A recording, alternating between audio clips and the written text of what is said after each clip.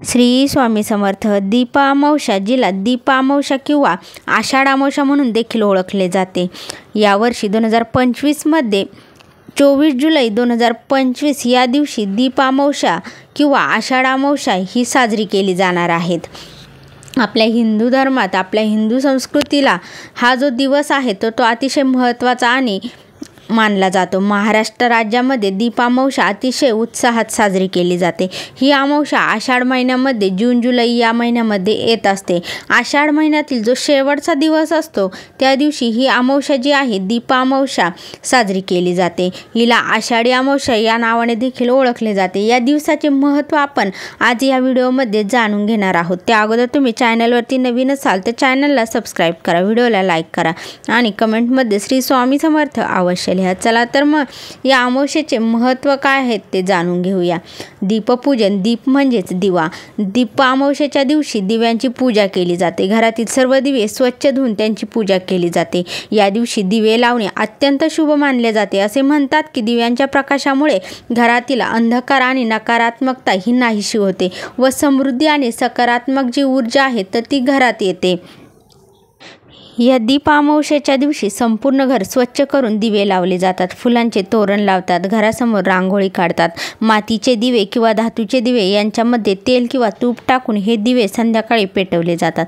काही ठिकाणी संपूर्ण घराभोवती दिवे लावतात। या दिवशी देवतांची पूजा आराधना आणि मंत्राचे पठण करण्याला जास्त महत्त्व आहे। आत्ताच्या काळामध्ये सगळीकडेच विजेचे दिवे आहेत, त्यामुळे पारंपरिक दिव्यांचा वापर कमी झाला आहे, परंतु या दीपामावस्येच्या दिवशी न चुकता एक तरी दिवा आपण लावला पाहिजे आणि त्या दिव्याची पूजा करायला हवी।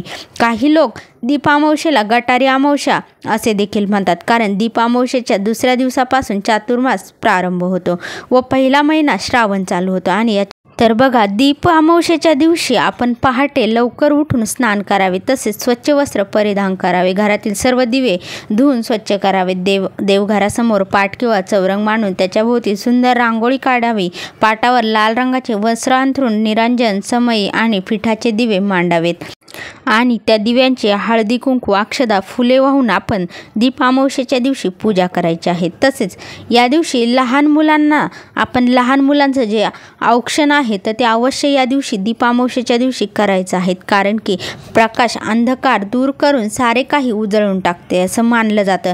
त्याचप्रमाणे संकटाच्या अंधकाराला चिरून सर्व संकट दूर करून मुलांच्या आयुष्यामध्ये नवीन उमेद, शक्ती, ऊर्जेने उजळून निघावे या इच्छाने मुलांना दिव्याने ओवाळले जाते। आजचे मुले हे भविष्यातले जबाबदार नागरिक असतात, त्यांच्यावर चांगले संस्कार घडावेत यासाठी धर्मशास्त्राने सांगितलेला संस्कार विधी आहे।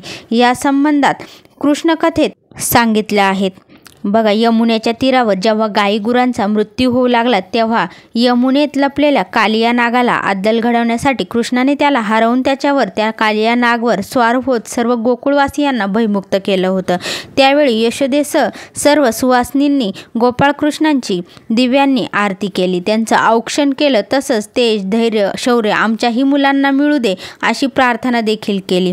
तेव्हापासून ही जी प्रथा आहे औक्षण करायची तर ती सुरू झाली। हा प्रसंग आषाढ अमावस्येला घडल्याने या दिवशी लहान मुलांचं औक्षण केलं जातं। या रात्रीला दिव्यांची आवस असे म्हटले जाते। प्रकाश अंधकार दूर करून सारे काही उजळून टाकतो असे मानलं जातं। त्याप्रमाणे संकटाच्या अंधकाराला चिरून सर्व संकट दूर करून मुलांच्या आयुष्यामध्ये नवीन उमेद, शक्ती, ऊर्जेने उजळून निघावे या इच्छाने मुलांना दिव्याने ओवाळले जाते। व्हिडिओ आवडल्यास लाईक, शेअर, कमेंट करा। चॅनलवरती नवीन असाल तर चॅनलला सबस्क्राईब करा। श्री स्वामी समर्थ। जय जय स्वामी समर्थ।